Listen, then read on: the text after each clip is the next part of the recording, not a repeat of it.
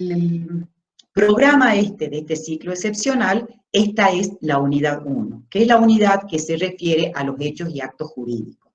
Nosotros hemos visto antes, hemos estado viendo la relación jurídica, es decir, cómo se conforma la relación jurídica, y hemos hablado de los sujetos y del objeto. Los sujetos, las personas que establecen este vínculo social, este vínculo de derecho, y el objeto, que son las cosas que para el derecho son relevantes y son a través de las cuales nosotros nos vinculamos en la relación jurídica, ¿sí?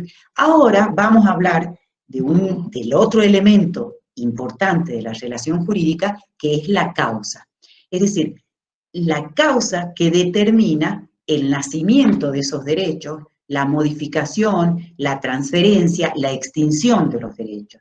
Es decir, para que exista una relación jurídica y para que pueda haber este nacimiento, modificación o transferencia de derechos, tiene que haber un hecho que los haga nacer, que lo modifique o que lo extinga. Por eso es que es muy importante cuando nosotros entramos a este tema para el campo del derecho, discernir y definir, digamos, y entender de qué hablamos cuando hablamos de un hecho. Porque el nacimiento de los derechos, la modificación o la extinción, va a depender de un hecho y también el contenido, la extensión y el límite de esos derechos va a estar determinado por ese hecho fundante de ese vínculo jurídico. De ahí es que es muy importante este tema y que si no hay hecho, no hay nacimiento, modificación, transferencia o extinción de derecho. Eso acuérdense siempre, es como que el hecho para el derecho es la causa eficiente para que se produzca el efecto jurídico, para que exista una relación jurídica, para que exista un vínculo entre las personas captado por el derecho, ¿sí? Acuérdense, si no hay hecho, no hay derecho, ¿sí? Bueno, ¿cómo nosotros vamos a seguir en esta clase la metodología que sigue el Código Civil para que sea más ágil para ustedes y porque tenemos corto tiempo de la exposición de este tema, que es un tema muy arduo y muy largo? ¿A partir de qué artículo? Otra cosa que, bueno, no les dije, para los chicos nuevos, siempre que nosotros demos la clase oral, que la profesora Tete siempre lo dice, ustedes tienen que tener a mano el Código Civil y Comercial de la Nación. Acuérdense que van a ser clases, no son clases muy largas, porque además nos aburrimos por estos medios remotos, no es lo mismo estar presentes que estar así como estamos acá, y así que tienen que tener el código para que ustedes puedan ir leyendo y puedan ir entendiendo a medida que vamos desarrollando la clase. ¿Dónde tienen ustedes este tema? Lo tienen a partir del título 4, capítulo 1 del Código Civil y Comercial de la Nación, a partir del artículo 257. Y les distingue entre qué entendemos por hechos y qué entendemos por actos jurídicos, ¿sí? El artículo 257 les dice qué son los hechos, y les dice que el hecho jurídico es todo acontecimiento que conforme al ordenamiento jurídico produce el nacimiento, modificación o extinción de relaciones o situaciones jurídicas. Es un poco lo que yo les estaba diciendo en la introducción. Es decir, es todo acontecimiento, es todo aquello que acontece en la vida y que conforme al ordenamiento jurídico produce el nacimiento, la modificación, la transferencia o la extinción de una relación o de una situación jurídica. Fíjense ustedes lo que nosotros estamos viviendo hoy. A ver, nosotros estamos viviendo un momento en el que hay un virus que nos contagia, ¿sí? Ese virus que nos contagia es el que produce efectos jurídicos. Fíjense, no hay duda de que nos está produciendo, nos está afectando nuestra salud, afecta la vida nuestra, la libertad, algunos nos estamos muriendo, digamos, la muerte de algunas personas, es decir, todos esos son los efectos jurídicos que producen los hechos. ¿Por qué? Porque cada uno de esos hechos y esas consecuencias de esos hechos producen una modificación en nuestros derechos. ¿Qué será este virus?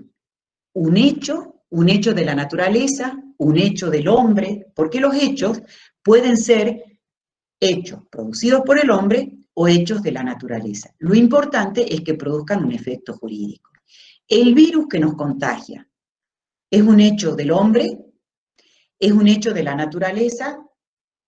En principio podríamos decir que es la naturaleza la que hizo mutar este hecho y que está afectándonos a nosotros.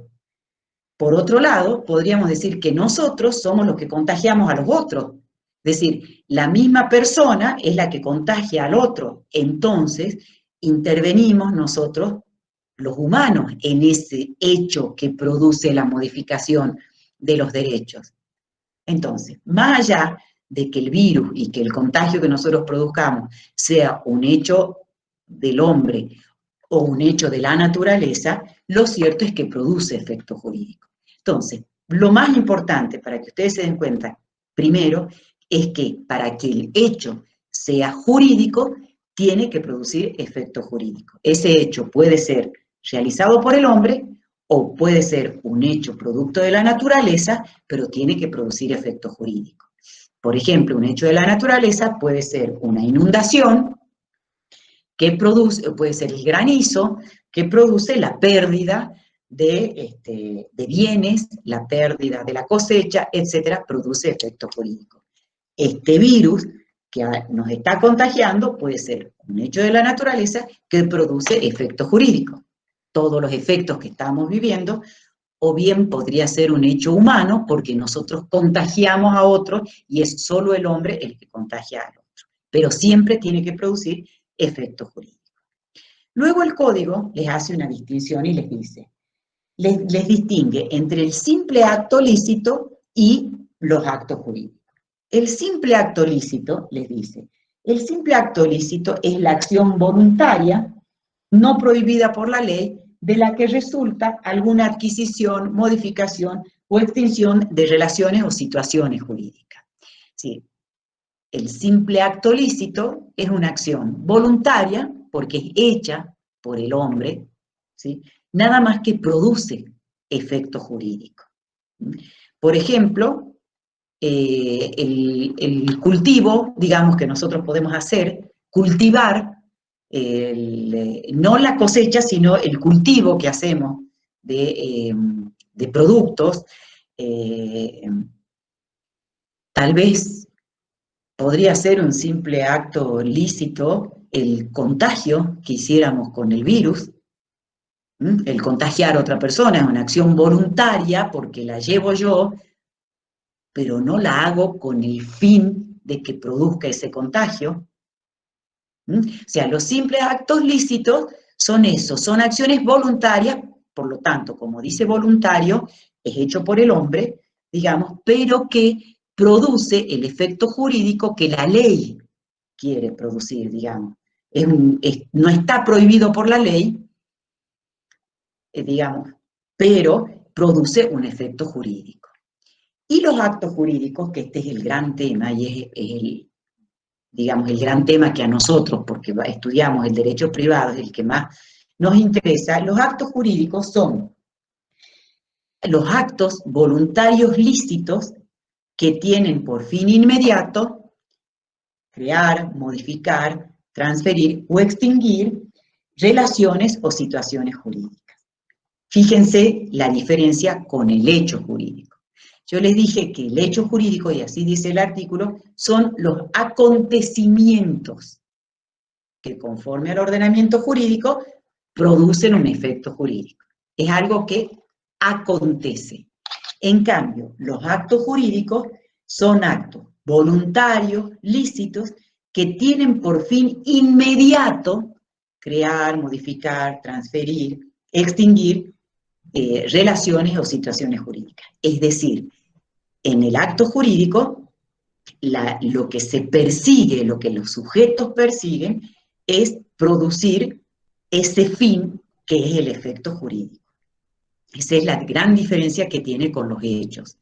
Sin embargo, ustedes tienen que entender que hay una relación de género a especie, digamos, en el sentido que todos los actos jurídicos son a la vez hechos jurídicos, pero no todos los hechos jurídicos son actos jurídicos. Es decir, es como que el género grande son los hechos jurídicos, que pueden ser humanos o pueden ser hechos de la naturaleza. Cuando se tratan de hechos humanos, podemos tener los simples actos lícitos, que son los que primero les decía, que son actos voluntarios que hace el hombre, pero que producen el efecto jurídico por disposición de la ley, y los actos jurídicos que el efecto jurídico que producen es porque voluntariamente las partes se han propuesto hacer producir ese efecto jurídico. Es decir, tienen por fin inmediato producir el nacimiento, la modificación, la transferencia o extinción de situaciones o relaciones jurídicas. Ahora, ¿qué entendemos? ¿De qué hablamos cuando nosotros hablamos de actos voluntarios? Cuando nosotros hablamos de la voluntad para el derecho, la analizamos y la vemos desde dos dimensiones o desde dos campos, digamos, del saber. El artículo siguiente, o sea, el artículo 260, les dice, acto voluntario es el ejecutado con discernimiento, intención y libertad que se manifiesta por un hecho exterior. Es decir, que aquí piensen que estamos definiendo algo muy difícil de conceptualizar, que es la voluntad de las personas. Es decir, ¿qué es la voluntad para el derecho? ¿De qué hablamos cuando hablamos de un acto voluntario? Entonces, para hablar de voluntad, nosotros tenemos que hablamos de las condiciones internas de la voluntad y las condiciones externas. ¿Por qué? Porque para que el acto jurídico produzca efecto jurídico, se tiene que exteriorizar. No tiene que quedarse en un puro pensamiento, ¿sí? Tiene que salir afuera para que produzca el efecto jurídico. Si yo pienso, digo, quiero comprarle a esta persona su computadora, pero no celebro el acuerdo, no exteriorizo eso, eso no es ni un hecho ni un acto jurídico, ¿sí? Tiene que estar exteriorizado. Entonces, la voluntad la analizamos desde dos dimensiones, porque la vamos a ver desde las condiciones internas de la voluntad y las condiciones externas. ¿Cuáles son las condiciones internas? Para que el acto sea voluntario, tiene que ser hecho con discernimiento, intención y libertad. Esas son las condiciones internas de la voluntad. Y las condiciones externas de la voluntad son las distintas formas y maneras de manifestar la voluntad. Es decir, cómo se manifiesta el acto para que yo me vincule con la otra persona y produzca el efecto jurídico. Es lo que sale del sujeto y no queda en el puro pensamiento. ¿De qué hablamos? Entonces, ahora vamos a hablar un ratito de las condiciones internas de la voluntad. Y después vamos a hablar de las condiciones externas de la voluntad, que es de cómo le sigue hablando el código civil. ¿De qué hablamos cuando hablamos de discernimiento? ¿Qué quiere decir que un acto sea realizado con discernimiento, intención y libertad? Discernir, la facultad de discernir, es una habilidad que nosotros tenemos, que la persona, que el sujeto tiene, y que le permite distinguir entre lo bueno y lo malo, entre lo que es justo e injusto, entre lo que le conviene y no le conviene.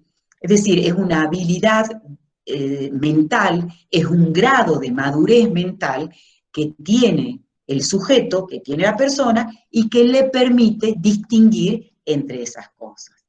Entonces, para que el acto sea voluntario, tiene que ser hecho con discernimiento. Entonces, ¿cuándo no tenemos discernimiento?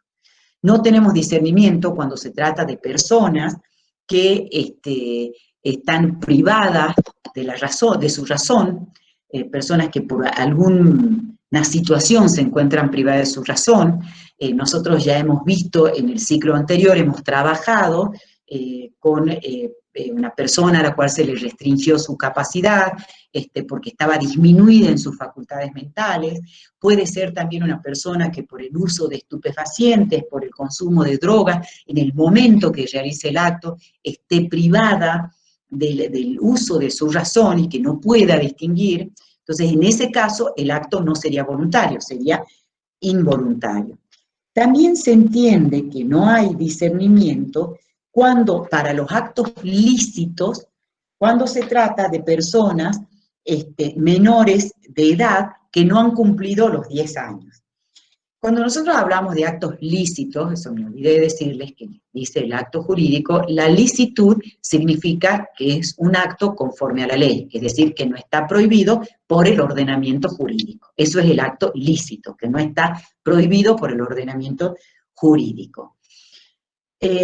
Nosotros, las personas, no pareciera, sino que la ciencia nos ha informado, las ciencias médicas y la bioética, que nosotros tenemos primero madurez para entender los actos ilícitos y después entendemos los actos lícitos, ¿sí?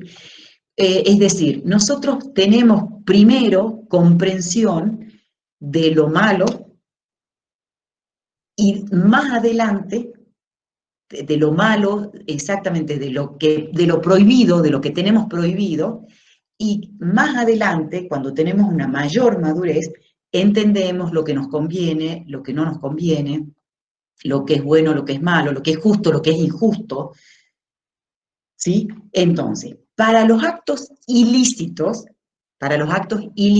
es decir, para los actos prohibidos por las leyes, nosotros tenemos discernimiento a partir de que hemos cumplido 10 años. O sea, yo entiendo a partir de los 10 años que si tiro una piedra a una vidriera, la voy a romper y eso está mal. ¿Sí? Entonces, discernimiento. Tengo discernimiento. Entiendo, ya puedo tener el entendimiento para darme cuenta de lo que está mal, de lo que hago. En cambio, para los actos lícitos, nosotros tenemos, digamos, se entiende el acto reputado con discernimiento a partir de los 13 años. Esto, ojo, que se ha modificado con la ley. Lo de los 10 años sigue con el Código Civil viejo, pero lo de los 13 años, antes era a partir de los 14 años. Hoy entendemos que tenemos discernimiento a partir de los 13 años. Igual estos temas ya los vamos a desarrollar un poquito más cuando veamos capacidad, que no es lo mismo que el discernimiento, ¿sí? Pero la madurez mental para poder distinguir entre lo bueno y lo malo, y entre lo que me conviene y no me conviene, la diferencia está entre los 10 años, lo ilícito, a partir de los 10 años lo comprendo, y lo ilícito a partir de los 10 años, y lo lícito a partir de los 13 años. Ahora, ¿qué es la intención? La intención también es que el acto jurídico, para que sea voluntario, tiene que coincidir lo que las partes se propusieron realizar con la finalidad del acto jurídico cumplido. Es decir, lo que yo me propongo, tengo que haber obtenido en ese acto. Si yo quería celebrar un contrato de compraventa, tengo que celebrar el contrato de compraventa. Si yo quería hacer un testamento, tengo que hacer el testamento. Eso es la intención.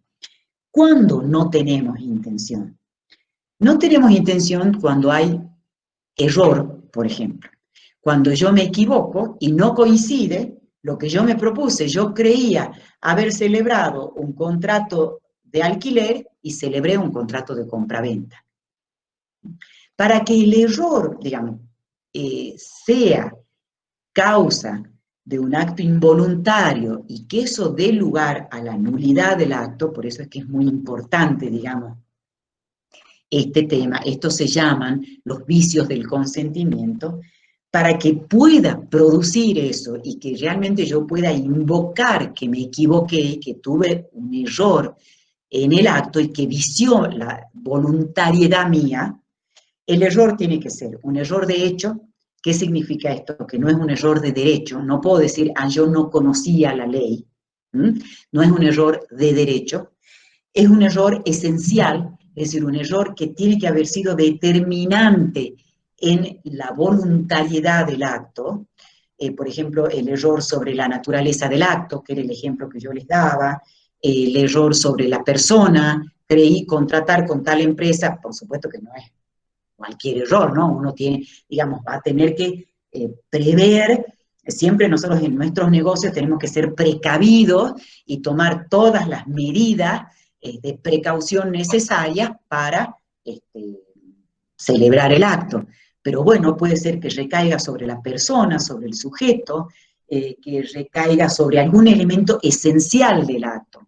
Por ejemplo, el error de cálculo, en principio, no invalida el acto, salvo que el cálculo sea de tal entidad que digamos, forme parte del consentimiento, del acuerdo que yo di. Por ejemplo, ahora en todas estas compras online que estamos haciendo, en este hot sale que hemos tenido, bueno, ahí estamos en relaciones de consumo, pero de todas maneras, han habido supuestos en donde se compraba, si bien estaba más barato en la compra online, el precio en el gasto del envío era altísimo.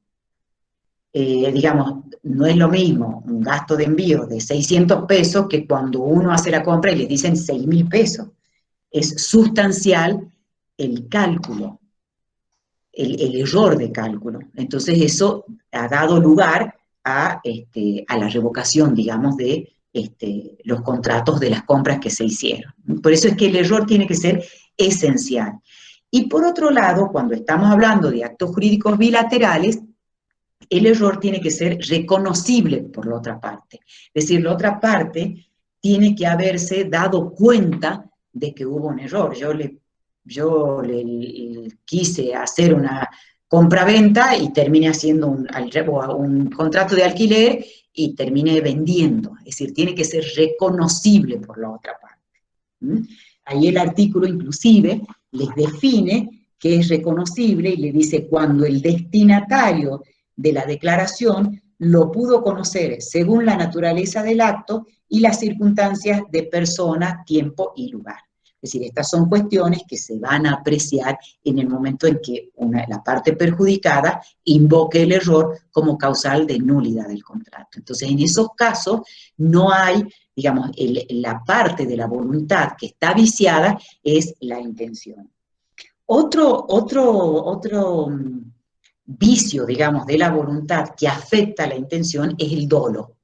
El dolo es el engaño, es cuando yo otorgo un acto valiéndome de mentiras, utilizo artificios, utilizo una maquinación, digamos, de tal manera que yo hago que el otro me confiera el acto y obtengo así el acto jurídico y por lo tanto la modificación, transferencia o nacimiento del derecho o la situación jurídica. Entonces, el dolo viene a ser como el engaño. No estamos hablando de la estafa penal, pero sí de una intención de engañar al otro para obtener el acto jurídico y obtener el resultado. Fíjense, en esto sigue siendo muy ilustrativo el artículo del Código Civil y Comercial, como era el del Código Civil anterior, en donde les define el dolo como vicio de la voluntad. Y les dice, acción o omisión dolosa. Acción dolosa es el artículo 271. Acción dolosa es toda aserción de lo falso o disimulación de lo verdadero, cualquier artificio, astucia o maquinación que se emplee para la celebración del acto. La omisión dolosa causa los mismos efectos que la acción dolosa, cuando el acto no se habría realizado sin la reticencia u ocultación. O sea, fíjense cómo les dice, es muy descriptivo, les dice, toda aserción de lo falso, disimulación de lo verdadero, cualquier artificio, maquinación, astucia que se emplee para la celebración del acto. La diferencia acá que les hace el artículo es que les distingue acción dolosa y omisión dolosa. O sea, cuando yo también me callo, por ejemplo, y no digo cosas que eran relevantes para el negocio jurídico, y en virtud de ese silencio que yo mantengo, lo hago, obtengo que el otro realice el acto, también se entiende que esa omisión ha sido dolosa y por lo tanto puede ser causa de nulidad del acto por no tener el requisito de la voluntad, ¿sí? ¿Cómo tiene que ser ese dolo? El dolo tiene que ser esencial para que cause la nulidad del acto, es decir, determinante de la voluntad. Yo utilicé este engaño y así obtuve el acto jurídico. O me callé y así obtuve el acto jurídico. Y también puede ser el dolo incidental. El dolo incidental, digamos, para que cause la nulidad del acto, que es el dolo eventual, digamos, para que cause la nulidad del acto, tiene que haber sido determinante de la voluntad. El dolo eventual muchas veces, es como cuando yo, eh, preveo que puede suceder eso. Eh,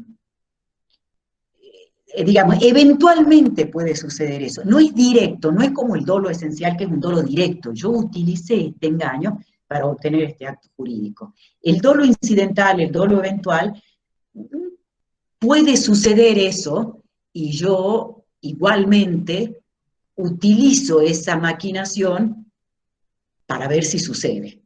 Entonces hay responsabilidad y da lugar a la nulidad del acto, pero tiene que haber sido, para que dé lugar a la nulidad del acto, determinante de la voluntad. Por ejemplo, yo ofrezco para la celebración de un acto un montón de garantías y digo que tengo todas estas garantías y genero en el otro una confianza para que me compre mi negocio, por ejemplo. Y resulta que después yo ya no tenía esos inmuebles, yo ya los había transferido, yo ya o no tenía esas acciones, o, o ya era, digamos, estaba de alguna manera en algún estado de, tenía muchas deudas y no las digo. ¿Me entiendes? O sea, no es directo el dolo, no es directo, pero sí eventualmente puede suceder y yo lo dejo que suceda, ¿sí? Y no obstante eso, celebro el acto. Entonces también puede haber responsabilidad. En todos estos casos, si hay daño en la otra persona, la responsabilidad es solidaria si ha intervenido un tercero. Solidaria significa que responden todos por igual cuando interviene también un tercero. Y la libertad, digamos, la libertad es que nosotros debemos ser libres en la celebración del negocio jurídico que hagamos. Por supuesto, y hoy mucho más estamos viendo que nuestra libertad no es una libertad en el sentido de que nosotros podemos hacer lo que se nos dé la gana. Es decir, siempre es una libertad que tiene su límite en la libertad del otro. Es decir, la libertad nuestra termina en donde comienza la libertad de la otra persona. En momentos en los que estamos viviendo hoy, nosotros vemos que tenemos bien restringida la libertad. Es decir, cada ciclo de cuarentena que tenemos, fíjense, nosotros no estamos ejerciendo el comercio, no podemos trabajar, estamos, digamos, no podemos, tenemos la libertad de circulación restringida. Es decir, en estos momentos estamos viviendo así por la situación que tenemos de pandemia y porque hay que preservar la salud pública, que preservando la salud de todos, preservamos la salud individual. Está de alguna manera justificada esa restricción de libertad. Sin embargo, la libertad que nosotros estamos hablando ahora es esa libertad en la que tiene que haber cuando yo decido celebrar un contrato, celebrar un negocio jurídico, celebrar un testamento, celebrar un matrimonio. Es decir, yo decido casarme porque quiero, no porque me han puesto una pistola en la cabeza. No hago el testamento porque tengo una pistola en la cabeza. Es decir, de esa libertad es la que estamos hablando. Es decir, soy libre de celebrar el negocio jurídico que yo considere que me conviene y que más me conviene y que necesito para satisfacer mis fines, el fin perseguido, ya mis fines económicos, que es lo que a nosotros nos interesa porque estamos hablando del derecho privado patrimonial, digamos en particular, pero pueden ser, como el matrimonio, que no son fines económicos, sino fines de amor, digamos, en principio. Pueden ser también fines económicos. Bueno, el tema es que cuando no hay esa libertad, y estos también son otros vicios de la voluntad, es decir, si yo para celebrar el acto tengo que haber sido libre.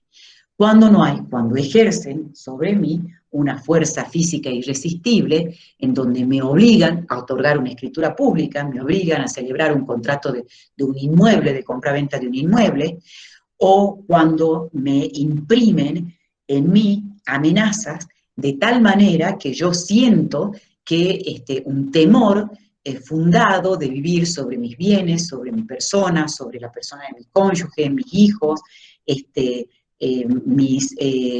mis padres, es decir, de vivir un daño inminente. No es que cualquier amenaza puede ser causa de nulidad del contrato o del acto jurídico, es decir, tiene que ser una amenaza tal, grave, que genere en mí un temor fundado de vivir un daño en mi persona, en mis hijos, en mis padres, en mi cónyuge o en mis bienes.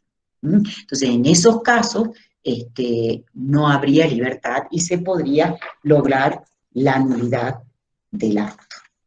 Bueno, esto que nosotros hemos visto y que yo les junté el tema junto con la voluntad del acto es lo que se llama el error, el dolo y la violencia, son los que se llaman los vicios de la voluntad, que son aquellos que aparecen para poder yo anular el acto cuando el acto no es voluntario porque está afectando las condiciones internas de la voluntad.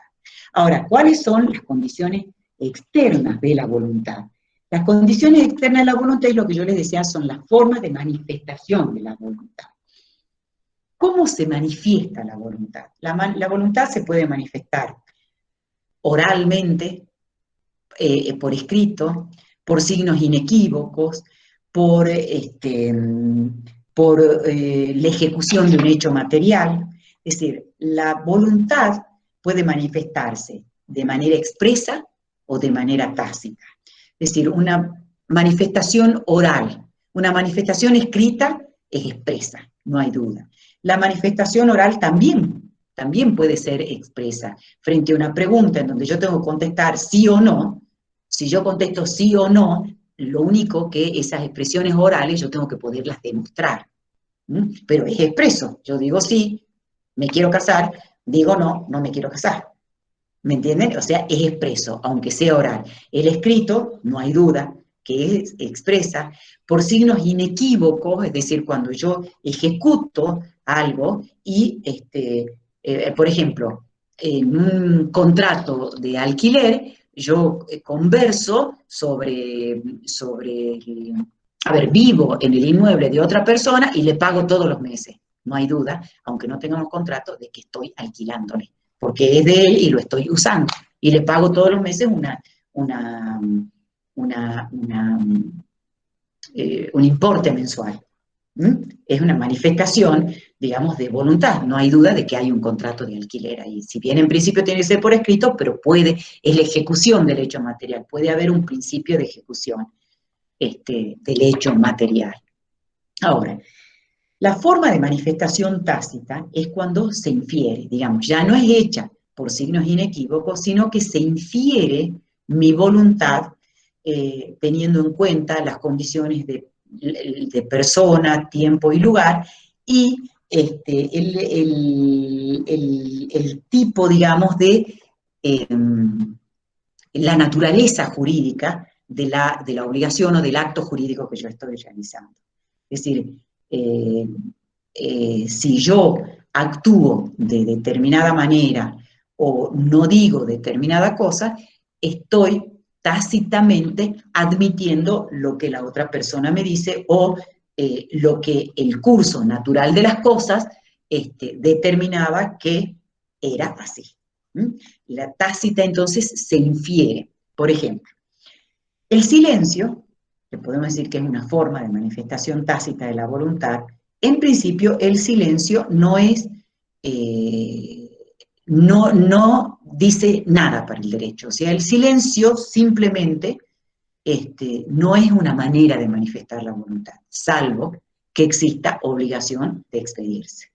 Es decir, cuando yo tengo obligación de expedirme porque la ley me lo impone, porque la voluntad de las partes, es decir, por el negocio jurídico me impone que yo diga sí o no, o diga expresamente qué es lo que quiero, o los usos y las prácticas, o haya una relación entre el silencio actual y las declaraciones precedentes. En ese caso, el silencio sí implica una manifestación de voluntad. Implica una manifestación tácita de voluntad.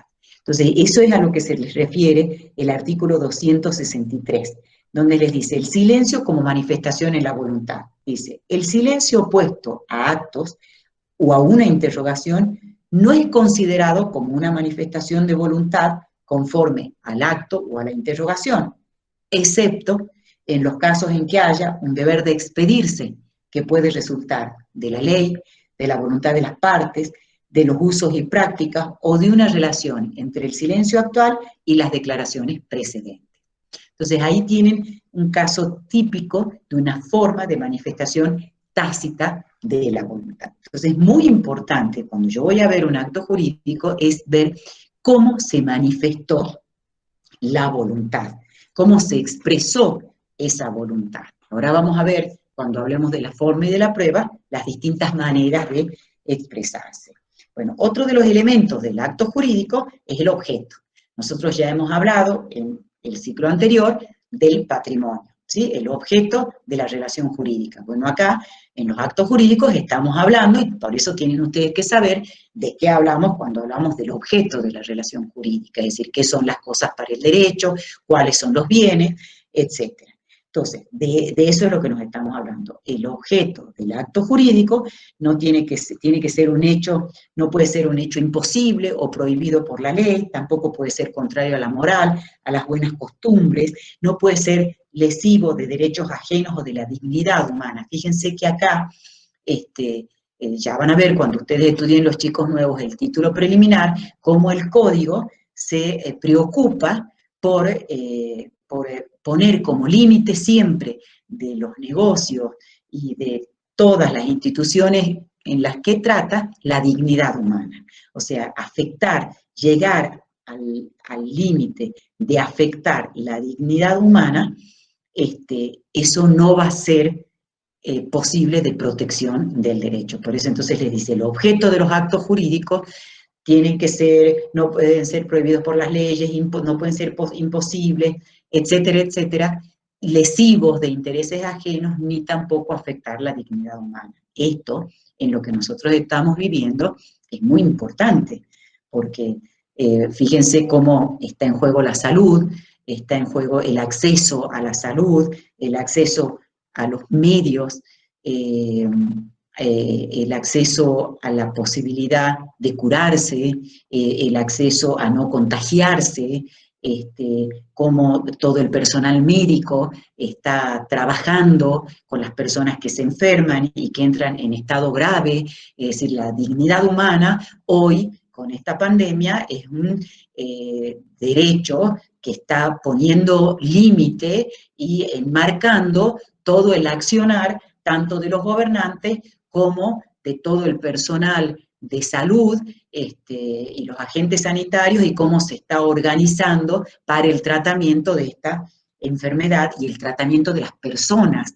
que están afectadas o que creen haberse afectado o que tienen otras enfermedades. Por eso fíjense cómo se ha articulado todo un sistema de salud para que también las personas que tienen otras enfermedades puedan acceder al servicio médico, etcétera. Entonces, la dignidad humana la vamos a ver permanentemente en las instituciones que nosotros estudiemos. Y la causa, otro elemento de validez del acto jurídico, es la causa del acto jurídico. Cuando nosotros hablamos de la causa, estamos hablando de los motivos, de los fines que se persiguió o que persiguieron las partes al celebrar el acto jurídico. Pero cuando se habla de fines, se debe entender también no solamente la finalidad objetiva que persiguieron ambos, sino también los móviles que tuvieron, es decir, la finalidad subjetiva, es decir, que subjetivamente perseguían las partes para la celebración del acto jurídico, y el otro la tiene que conocer. Es decir, cuando son móviles subjetivos internos, se tiene que hacerle saber a la otra parte que interviene en el acto jurídico de que también, esa era la causa, ese era el móvil que había tenido una de las partes para celebrar el acto jurídico.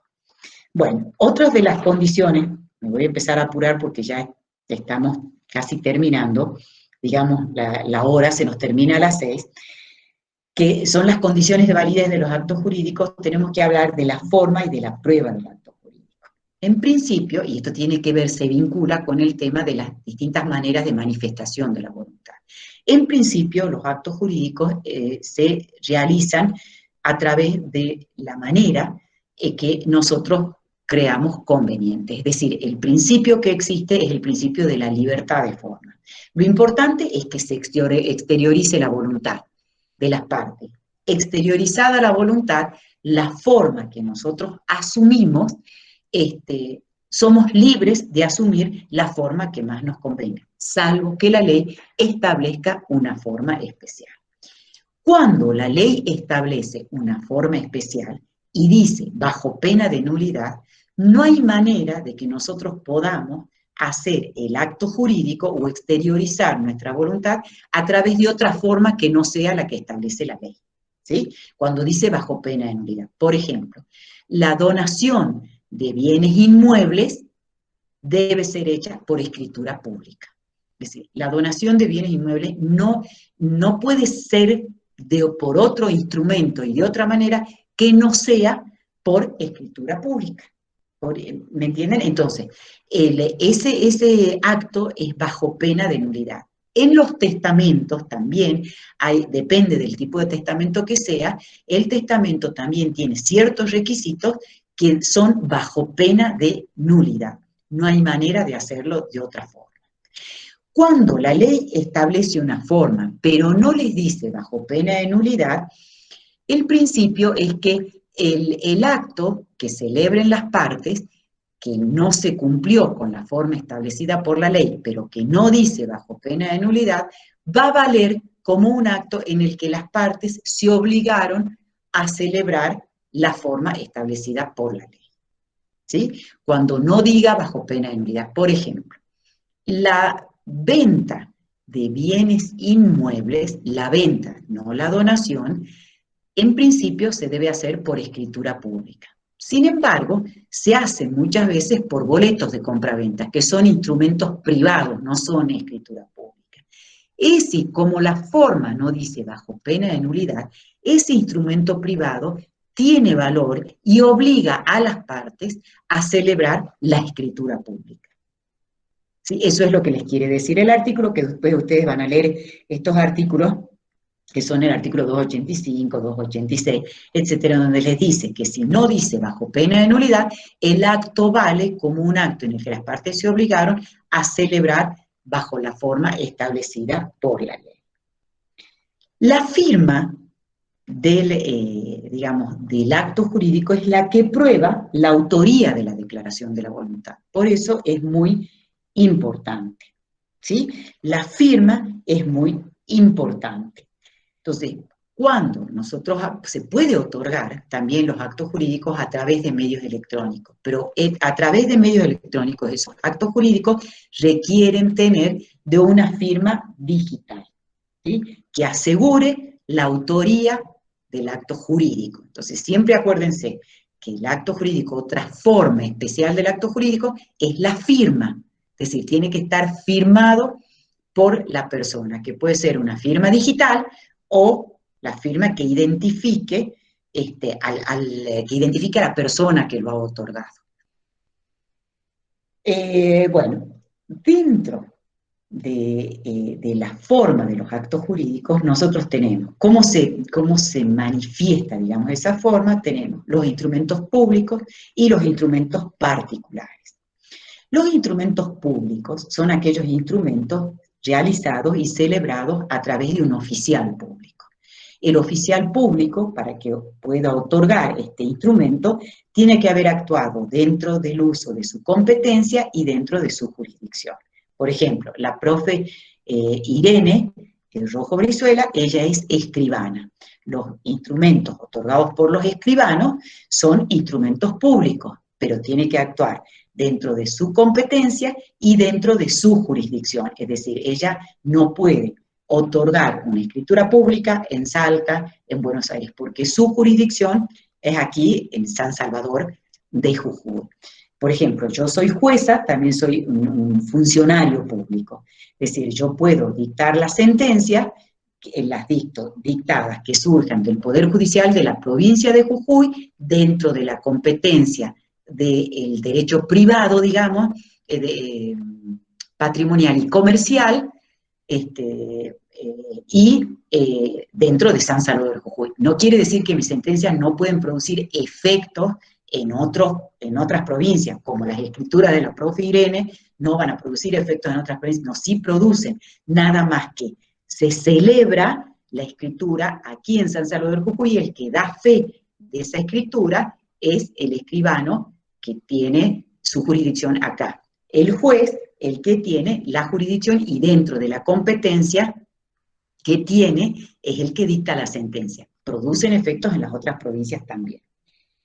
A ver, ¿qué otros requisitos tienen los instrumentos públicos? Bueno, tienen la firma de las partes, la firma del oficial público. Los oficiales públicos no pueden intervenir en aquellos casos que intervienen sus parientes, como su cónyuge, su conviviente, o que él tenga un interés, y los parientes dentro del cuarto grado o segundo por afinidad. ¿Cuál es lo importante de los instrumentos públicos? Los instrumentos públicos prueban el acto jurídico, hacen plena fe de lo que ellos dicen ahí. ¿Sí? Entonces, un instrumento público, para que cuando yo traigo un instrumento público, ese instrumento público prueba la realización del acto jurídico y hace plena fe de la hora, del día, de la fecha en que se realizó, y de todos los hechos que sucedieron delante del oficial público. Si se pagó, si se presentó un acto de representación, es decir, todos aquellos hechos que sucedieron delante del oficial público y que él lo dice en el instrumento público, hacen plena fe. Para yo hacer caer eso, tengo que hacer una acción civil o criminal, civil o penal, para que se demuestre la falsedad de eso que dice el instrumento y que dice el oficial público. Es lo que se llama la querella de falsedad. Y en cuanto al contenido, también hace fe, digamos, y prueba el contenido del instrumento, nada más que esto se puede demostrar su nulidad, digamos, se puede demostrar con prueba en contrario. En cuanto al contenido del instrumento, yo puedo demostrar con prueba en contrario que no sucedió así. Pero en cuanto a la fecha, a la hora, al lugar, y a todo aquello que el oficial público indica que sucedió en su presencia, para hacerlo caer, tengo que hacer una acción penal o una acción civil para demostrar su falsedad. En cuanto a los instrumentos privados, digamos, los instrumentos particulares, vamos a decir así, porque esa es la clasificación que hoy les hace el Código Civil, pueden ser, si esos instrumentos particulares son firmados, se llaman instrumentos privados. Si el instrumento privado no es firmado, y estamos hablando de un instrumento, por ejemplo, esto que estamos haciendo, esta clase grabada, los audios grabados, los audios, una cinta magnetofónica, una filmación, que tanto estamos hoy en tantas cuestiones remotas y todo esto que nosotros estamos haciendo por estos medios tecnológicos de la información, esos son instrumentos particulares que pueden servir para probar, que sirven para probar el acto jurídico, nada más que no son firmados por las partes. El instrumento privado se llama así, aquel que es firmado por las partes. Y esa firma, como les decía, prueba la autoría del acto jurídico, que puede ser firma digital, que es la firma por medios electrónicos, o bien puede ser la impresión dígito pulgar con 2 testigos. Es decir, cuando se trata de personas que no saben firmar, pueden hacer la impresión dígito pulgar. Cuando a nosotros se nos opone el reconocimiento, digamos, se nos pide el reconocimiento de un instrumento que dice que nosotros lo hemos firmado, tenemos obligación de decir que no lo hemos firmado. Si nosotros no decimos nada, cuando se opone el instrumento al cual se nos atribuye la firma, si nosotros no decimos nada, se entiende aceptada nuestra firma. Por eso es muy importante cuando nosotros nos llaman a reconocer un instrumento en sede judicial, porque alguien está atribuyendo la firma, que nosotros vamos y reconozcamos o no la firma. Si nosotros reconocemos la firma, implica reconocimiento del contenido también. Si nosotros la desconocemos, bueno, se hará una pericial caligráfica y a través de la pericial se demostrará si estamos mintiendo o no.